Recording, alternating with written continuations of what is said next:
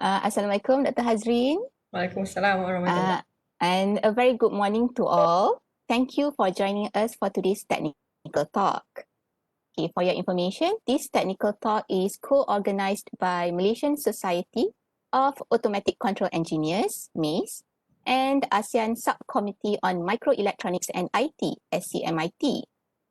This technical talk session is also supported by Ministry of Science, Technology and Innovation, mostly Malaysia, and ASEAN Committee of Science, Technology and Innovation, ASEAN COSTI. My name is Anisalwa from University of Malaysia, and it is my pleasure to be the moderator for today's technical talk entitled Industrial Exoskeleton, Potentials and Challenges in Malaysia. Just a little housekeeping before we get started. If you have any questions during the presentation, please type your question in the comment box in the Facebook page, and I will bring them up during the Q&A session. First of all, may I briefly introduce to you all our lovely guest speaker. Dr. Hazreen Haizi Harith is a senior lecturer at University Putra Malaysia in Department of Biological and Agricultural Engineering.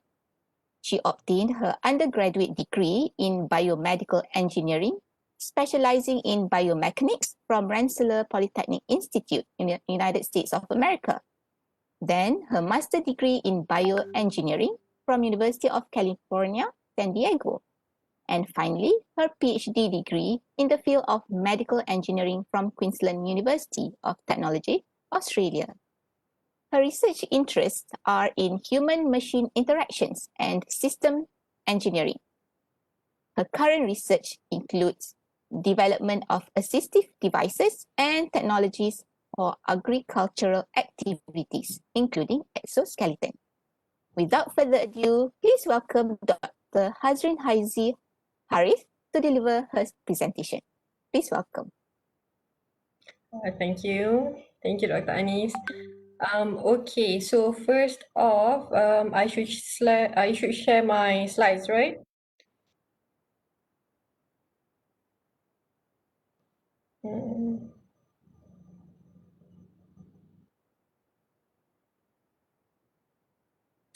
All right.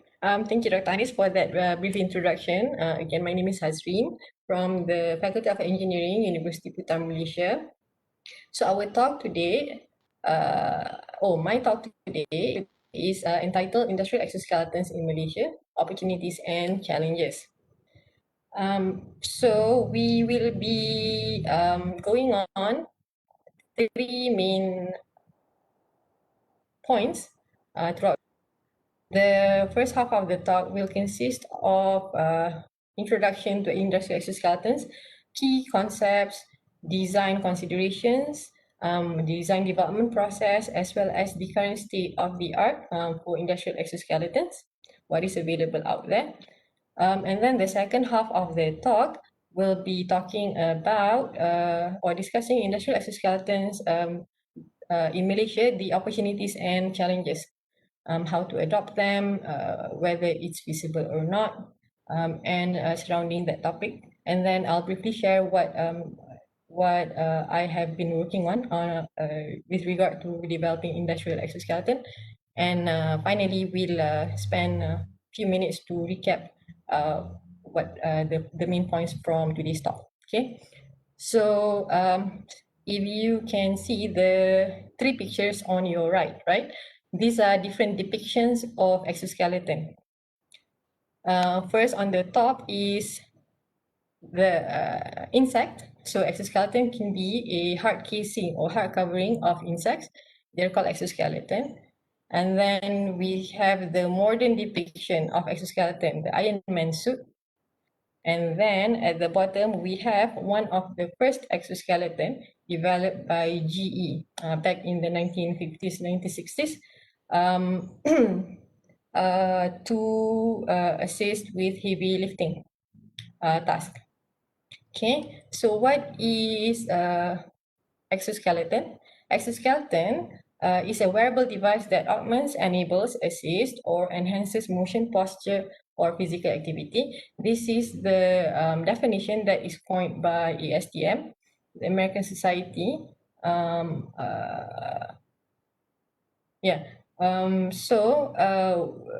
Conventionally, exoskeletons have been developed for two main purposes. One is to restore motion of impaired or injured limbs, and then another is to transport extremely heavy loads. So transporting extremely heavy loads is mainly explored by the military or defense industry, and then restoring motion of impaired injured limbs is mainly explored by the rehabilitation industry or community.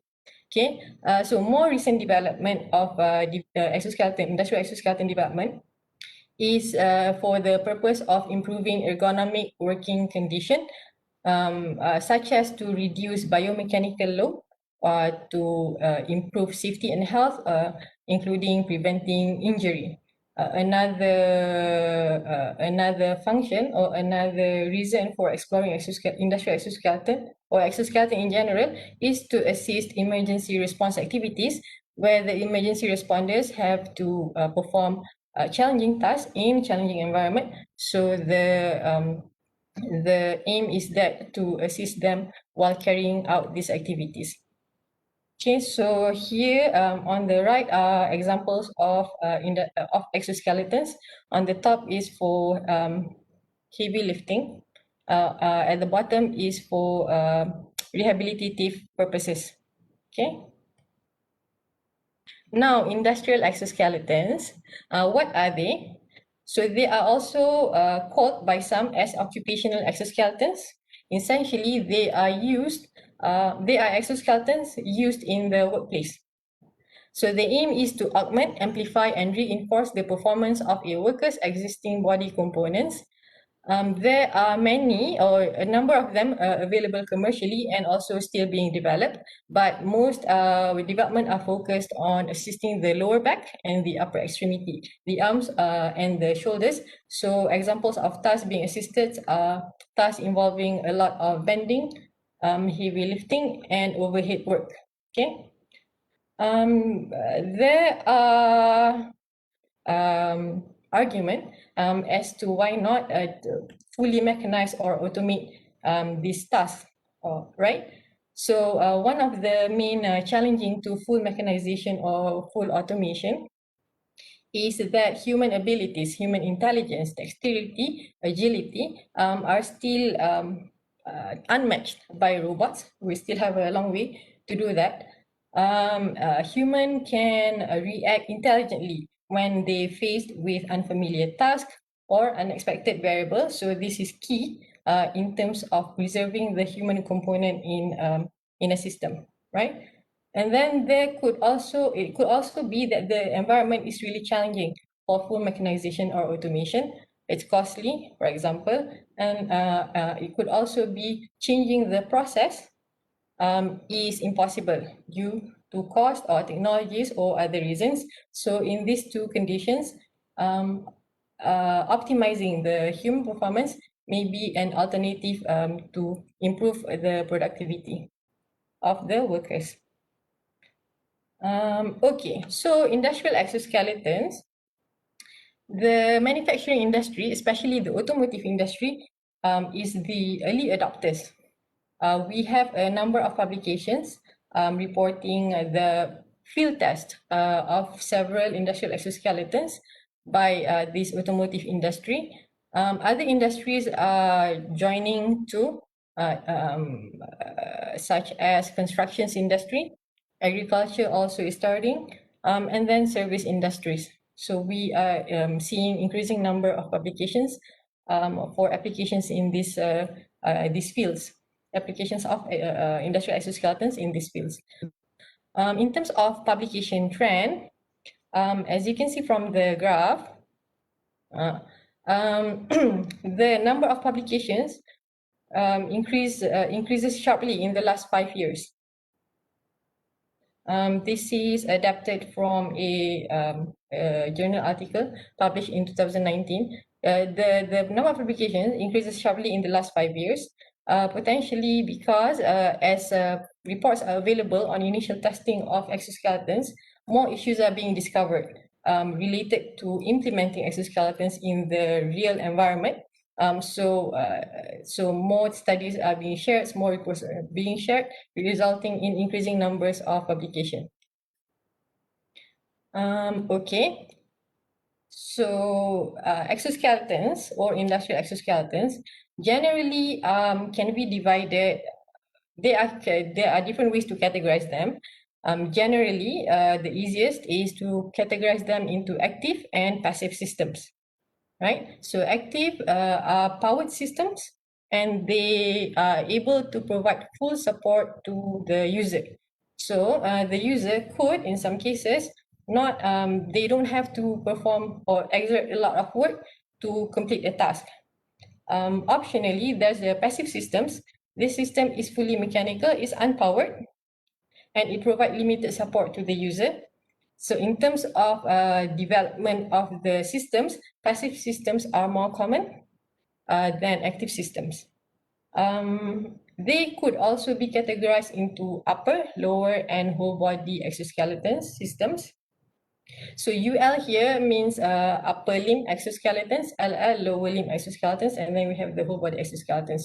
So upper limb exoskeletons, the aim is to assist the back, the shoulder, and the hands with example of tasks being assisted, such as overhead work, or gripping, or lifting. Okay, lower limb, the aim is to assist the leg and the back. Example would be tasks involving prolonged standing or bending.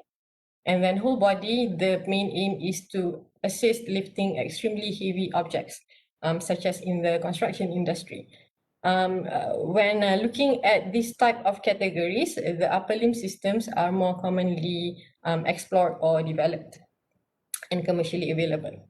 Okay, so on the right are examples of exoskeleton systems. At top here, we have the lower limb passive exoskeleton system. It consists only of mechanical components. The aim is to reduce energy when running or walking.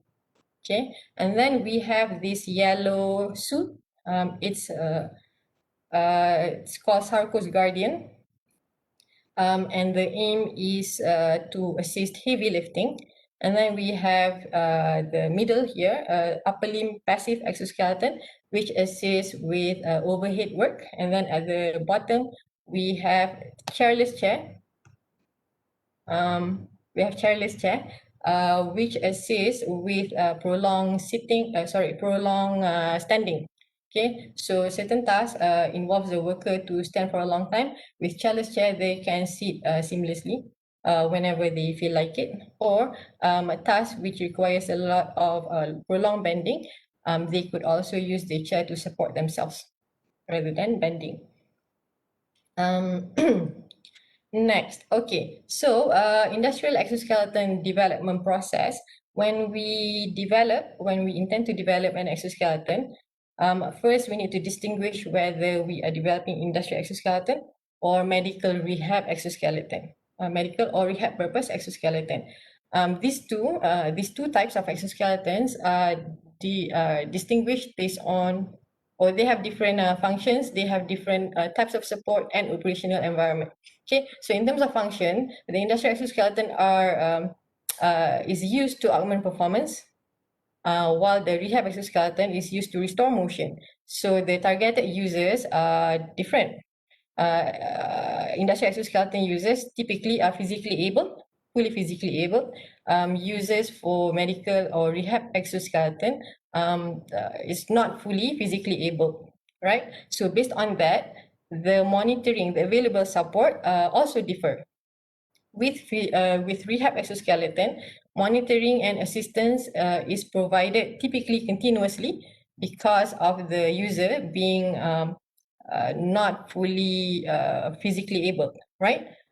While for industrial exoskeleton, the user typically, especially for passive system, the user is expected to handle and operate the system by themselves, typically. And then in terms of operational environment, the rehab exoskeleton typically functions within a very controlled environment. not many or minimal interruptions from other objects or other components in the system, while industrial exoskeleton, interruptions or from other objects is expected because it is being used in a real working environment. Okay, so once we distinguish this, so example here on the left is medical or rehab exoskeleton, and then on the right are three types of shoulder exoskeleton. So once we distinguish that, the development process of industrial exoskeleton can be summarized in this figure, which has 5 steps. Okay, it begins with identifying the context of use and the jobs to be assisted, and this will lead to the definition of the exoskeleton, how it should function, where it should function, who can use it.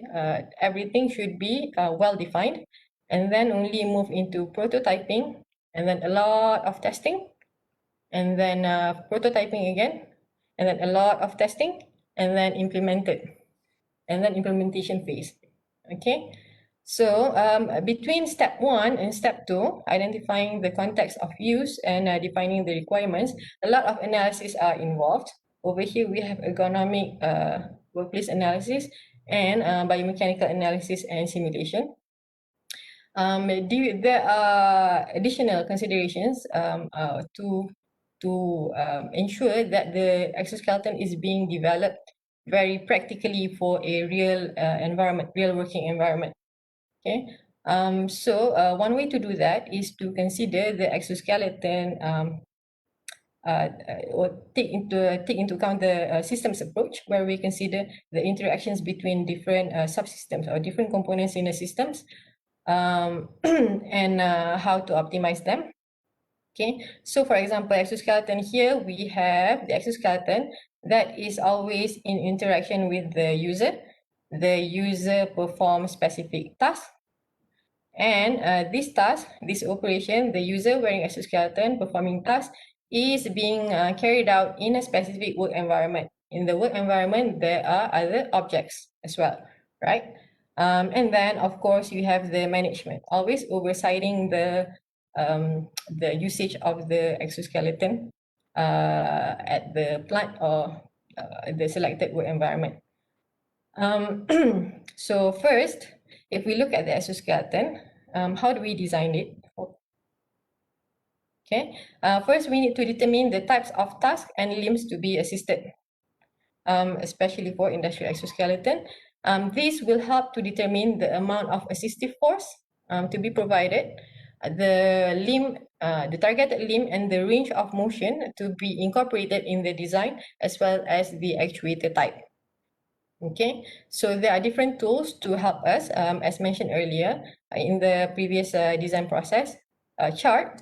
There's the ergonomic analysis, ergonomic workplace analysis, and biomechanical, the modeling and simulation part, right? So workplace observation is required to understand what is at play within that specific working environment. And then ergonomic analysis is also required to determine which task should be assisted, which task is problematic or is challenging for the worker, for the operator. And then another tool to support this is biomechanical modeling and simulation.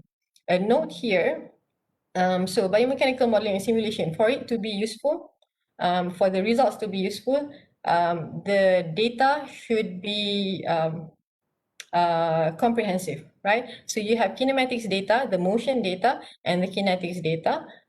This is the force data. Example of data could be muscle activity, EMG data.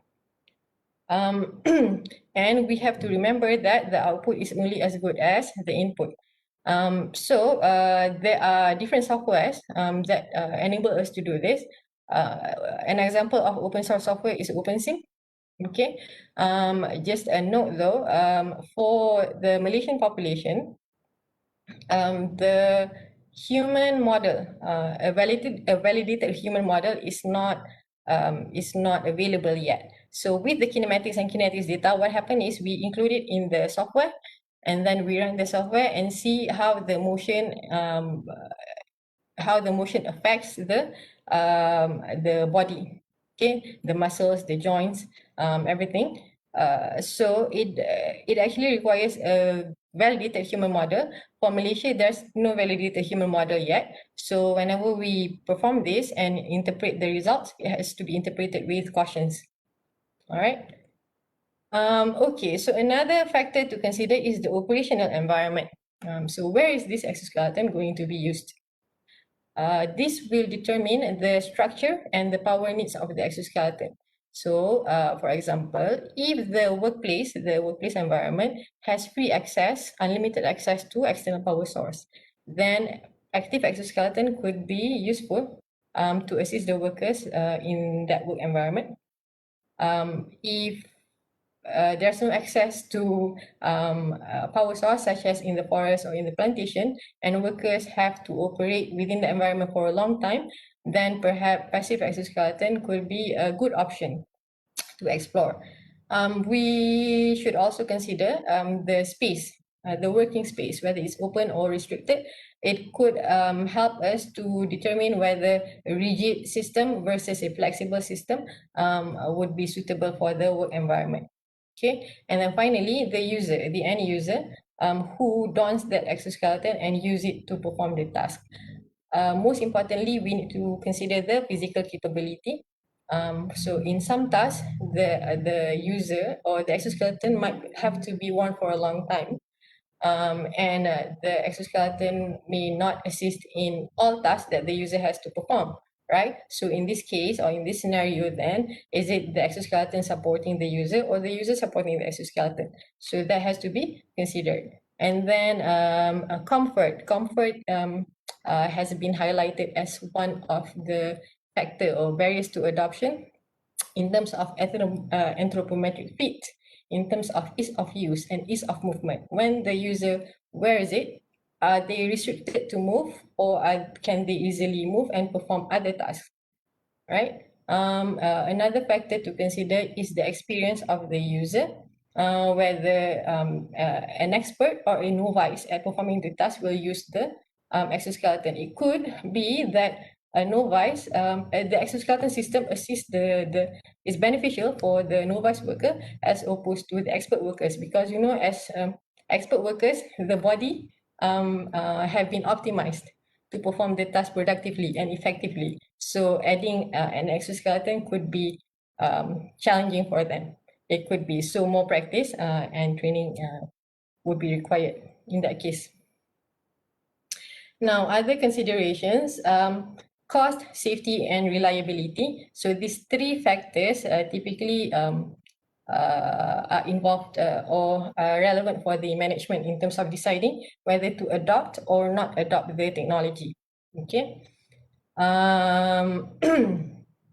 So safety is key, reliability is key, because the user is always interacting with the exoskeleton. So what are the risks of fall, risk of sudden motion, what kind of injury that may be faced by the user when wearing the exoskeleton? What happens when the device is being misused? Is the device designed properly to handle this misusage? Right? So all of this, whenever the workers are injured by the exoskeleton, then we have to factor in the issue of insurance, legal issues that the management has to consider. All right. So those 3 or 4 points previously discussed are mainly relevant for between step 1 and step 2. So in addition to whatever is available, is presented by the original author, and in addition to what I've presented earlier, hopefully that could help us to design or to produce an exoskeleton that is appropriately designed for the real work environment and shorten the design and development cycle. Okay. So in terms of current trends and future directions, there are 3 points that are recurring in a number of recent papers. So these are the 4 papers that I went through, right at the bottom of the slide. So the first point is that in terms of current trends and future directions, uh, we require a lot more field tests to be reported. Um, this is because the lab tests and field tests are, of course, expected to be different because lab tests are controlled environment, while field tests in the real world environment, the environment is different. Perhaps during the design, we forgot to factor in something else. Maybe the way the worker should move, or other tools or systems that the workers have to interact with while wearing the exoskeleton. So more field test reports are required to help us justify or to help us gauge whether industrial exoskeleton is beneficial or not for the specific work environment. Now, challenges during field tests. So for objective evaluation, where you want some of the parameters that we look at is the muscle activity, heart rate, and kinematics data. A lot of sensors have to be attached to the body for data collection. So in the real work environment, this could be uncomfortable for the user and may introduce a lot of errors um, during data collection. So perhaps new parameters to be looked at uh, to to assess the effectiveness or the performance of exoskeleton in the real work environment. Okay.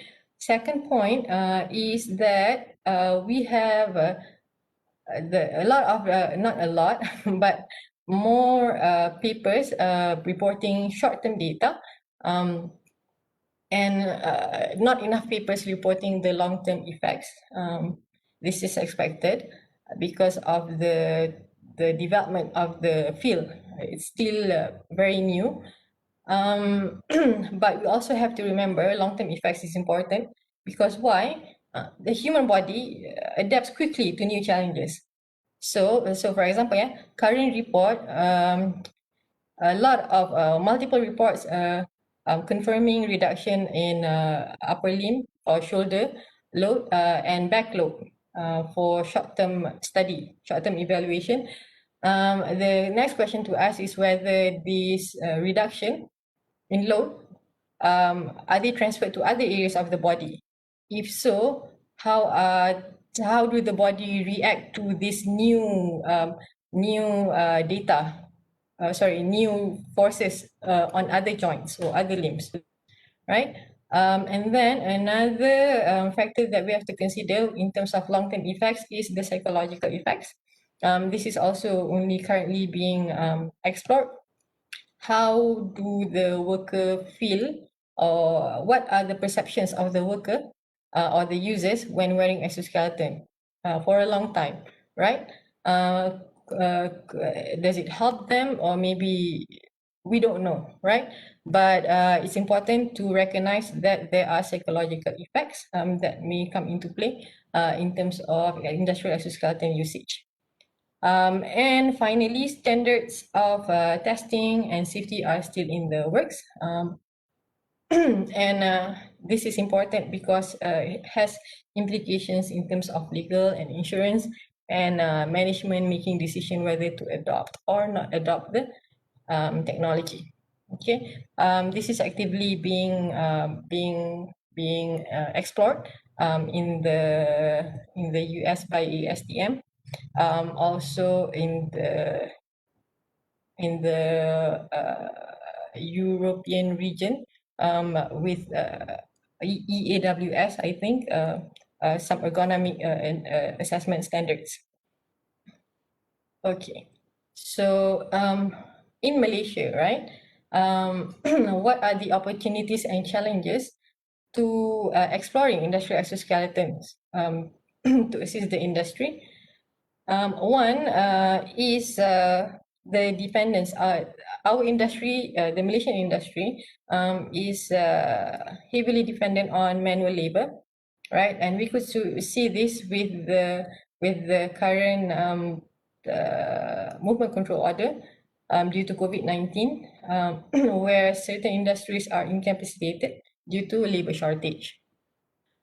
So this is an opportunity for us to explore whether it's possible that industrial exoskeleton can help to reduce dependence on manual labor, if not minimally, if not a lot. Okay, and then it's also an opportunity to retain aging workforce. Aging workers, they have the expertise, but probably not the physical abilities as it deteriorates with age. But hopefully, between introducing industrial exoskeleton, it gives us some time to develop the younger generation to get that expertise. Maybe potentially, right? And then optimizing the human machines cooperation. So instead of fully manual and fully automated systems, maybe we can find a way to optimize the human workers and the machines so that the overall outcome is increased productivity for an industry. Another opportunity is in terms of innovating our system. So commercially available systems are rarely readily adaptable to our needs due to various reasons. Amongst them are anthropometric differences, climate differences, and restricted space in general. Perhaps this is a chance for us to develop our own system. In terms of challenges, there are many, but two main challenges. One is is a global challenge, that is to prove the effectiveness of the exoskeleton system in terms of reducing workload or preventing injury. Unfortunately, this can only be solidified with time and an increased number of participants. So hopefully over time we will be able to together see the effects. Another is funding, right? Funding. One of the reasons for increased research costs is the lengthy development process, because it's a system where it is in operation when it is attached to human. Safety and reliability is key. So to ensure safety and reliability, a lot of extensive testing has to be performed, right? So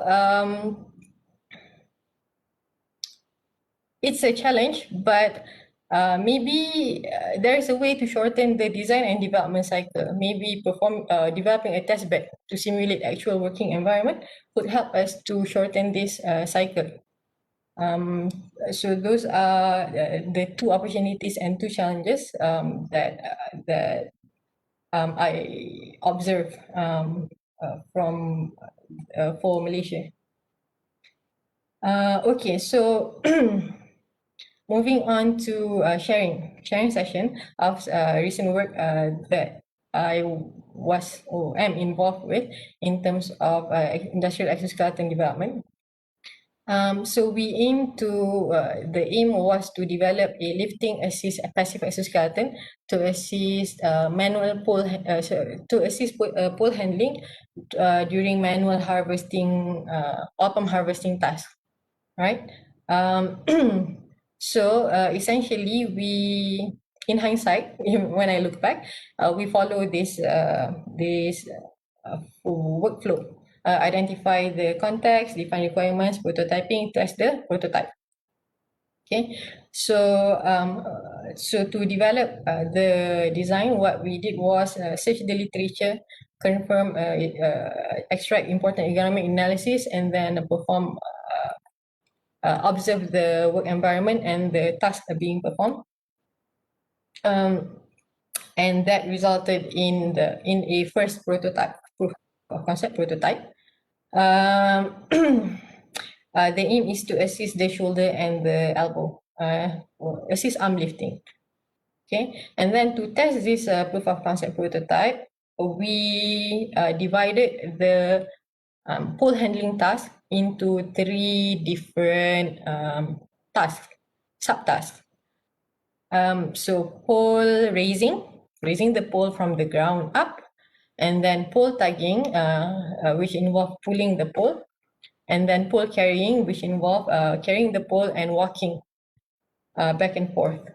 We looked at the differences in muscle activity for 3 upper limb muscles: the anterior deltoid, the trapezius descendens, and the biceps brachii. Okay, what we saw was, to confirm that the prototype is working, we saw significant reduced muscle activity in the anterior deltoids, and this is also similar with other systems testing, or other studies testing shoulder exoskeletons. In general, the muscle activity reduced, but of different effects during the 3 tasks. So we also collected subjective assessment where we asked the user to rate in terms of comfort and usability. As expected, since it's a first prototype, the discomfort is extreme in points where the exoskeleton attached with the user on the arm, particularly, right? Just here. Also, user commented on the challenge of moving safely, not moving safely, but moving comfortably with attached sensors. And these were only, I think, 6 units of sensors being placed on the body. It's not yet an entire body. So we could imagine how challenging it is with collecting data for the entire body. Right. So ongoing and future work is, of course, the biomechanical simulation to address or to look into the effect of the exoskeleton usage on the entire body. And then based on that first test, optimizing the design and carrying out field tests. One area which I would like to look into is building a test bed that for testing upper limb exoskeleton, where the actual environment can be simulated by the test bed. All right, so to recap, industrial exoskeleton or occupational exoskeleton are exoskeleton used in the workplace to assist workers or to improve the performance of workers in terms of physical activity. When designing exoskeleton, it is best to look into closely the interrelationship between the task, the users, and the work environment very early in the design stage, so that we can produce an exoskeleton that is appropriately designed for real work environment. In terms of current state of the art, more studies are needed to assess the long-term effects of industrial exoskeletons, to assess their effectiveness in assisting workers and in increasing the productivity of the industry, as well as more studies for standards development to reduce barrier to adoption. In terms of the opportunities for Malaysia, the opportunity is mainly driven by our need to reduce labor in many of our industries. So a lot of things can be done besides full automation or mechanization. Challenges are many in terms of exploring industrial exoskeleton as a possible alternative to reduce labor. But mainly, the main challenge is in demonstrating their effectiveness, and this applied globally, as well as securing funding for development.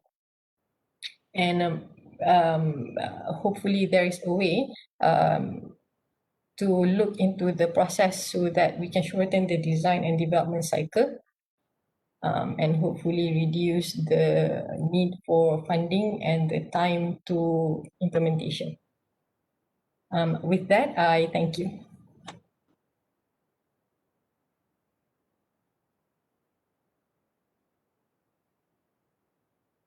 Okay, thank you, Dr. Hazreen. We really appreciate your insightful and informative presentation. Thank you. Okay, we will go ahead with and take some questions now. So just a reminder, please be sure to type your questions in the comment box in the Facebook page. So if anyone has any questions, I'm sure Dr. Hazreen will be pleased to answer them.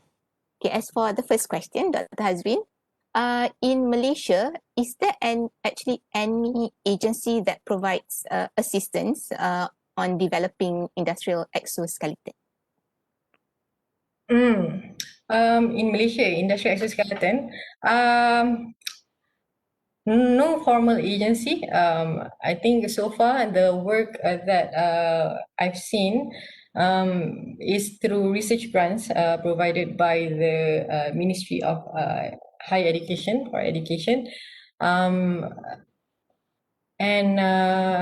most stop at that, I think.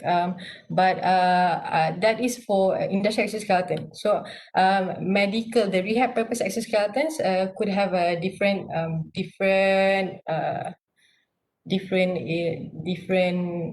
agencies taking care of them.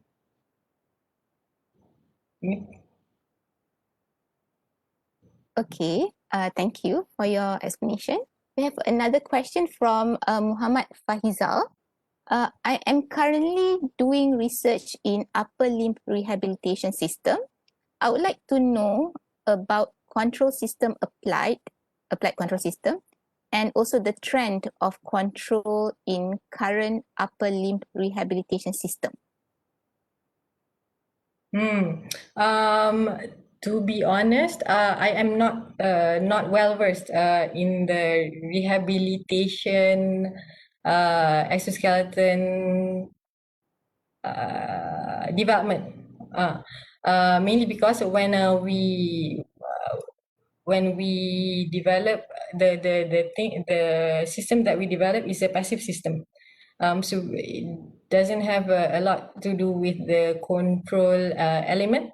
But with regard to upper limb exoskeleton control algorithm, I cannot help further. Sorry.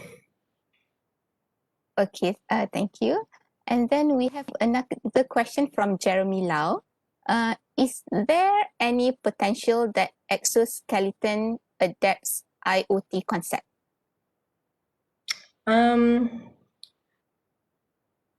It depends on what is meant by IoT. There's a industrial exoskeleton. So it depends on the functions of the aim of the exoskeleton, right? So if it's based on master slave concept where user control it from afar or user control it remotely, then it could have that IoT element in there. But it's actually with IoT, if IoT is meant by transfer of data or data analysis and remote control, it's quite risky actually due to safety reasons. But I'm sure with the development in data analysis processing, that could be minimized. But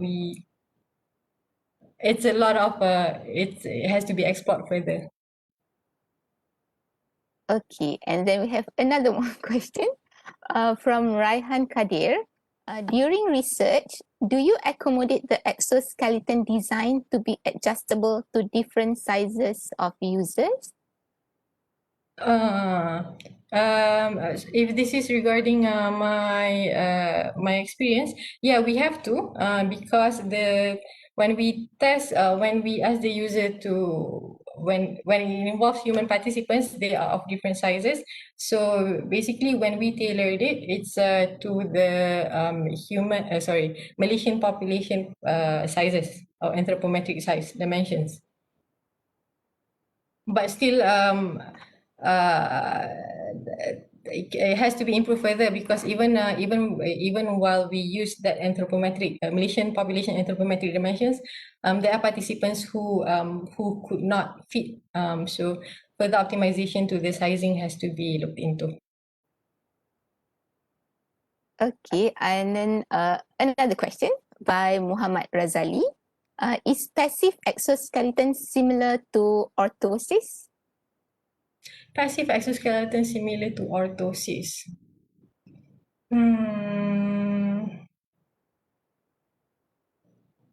I'm not sure.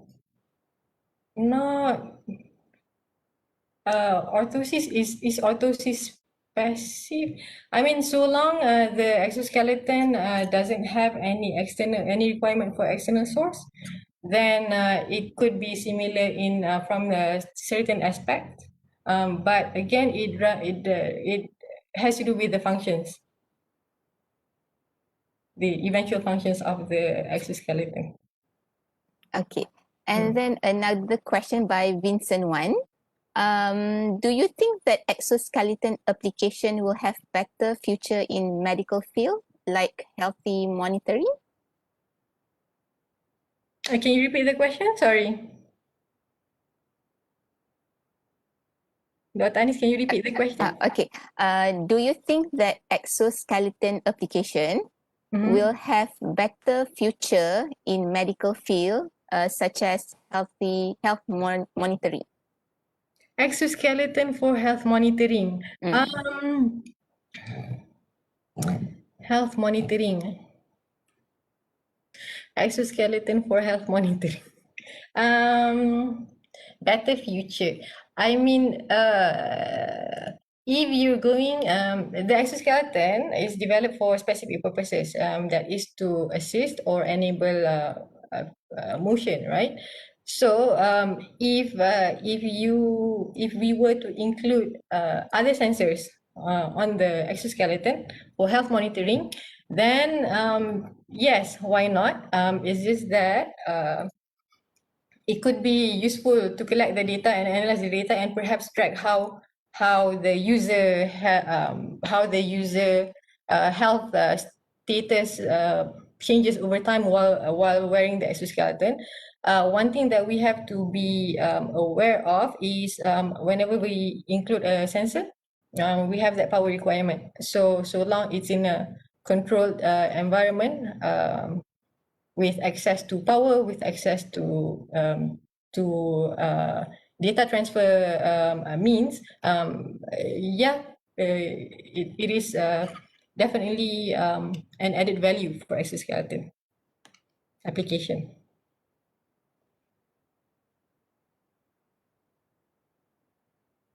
Okay. And then proceed to the next question by Izatika. Do you have any suggestion on the best method to program an exoskeleton application? Wow.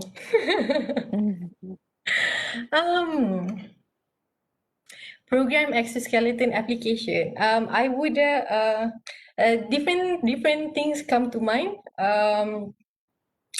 In terms of is it simulating the entire exoskeleton being used, or is it extracting or simulating certain motion and what happened to the muscle activity or other biomechanical parameters? So no straight answer. If it's just biomechanical modeling, biomechanical modeling softwares are available out there. With I think OpenSim has quite a strong platform with support. But if the programming is has to be developed from scratch, I am not sure. I think if you can email me with the details of what kind of programming you is meant, I could probably lead you to a better answer. Okay. Yeah. Actually, we have more questions, a few more questions, Hazreen. Okay. Okay, the next one is there any fundamental course or knowledge, such as biology course, that is needed for the research of exoskeleton? Yes, definitely. But definitely. Key course, if you looking at the biology aspect, would be biomechanics. Biomechanics courses to understand how the body functions. And then modeling courses, biological modeling courses could be helpful to explore further.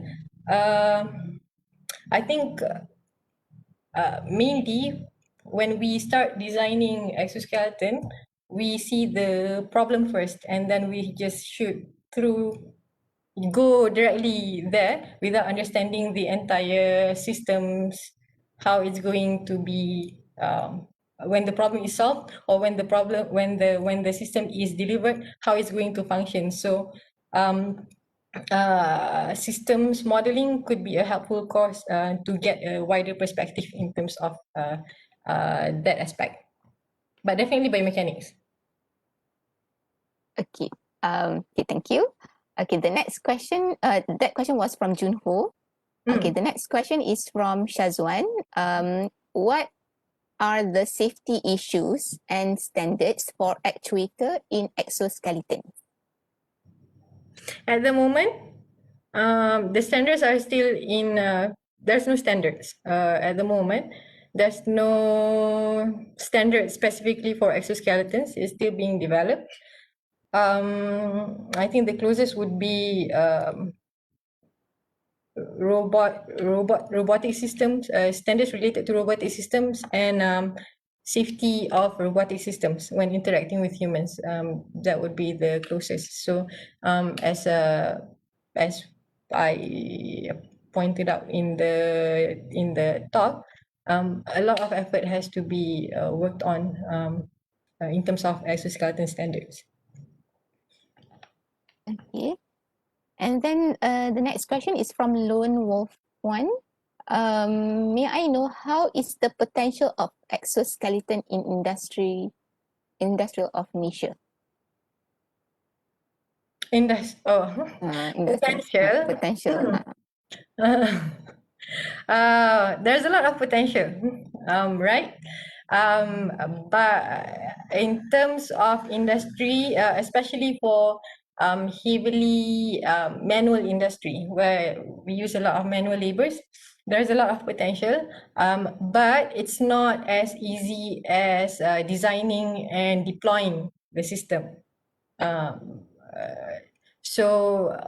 there are a lot of potentials in Malaysia, the stakeholders also have to be aligned together to take up the opportunity lah to try and apply industrial exoskeleton.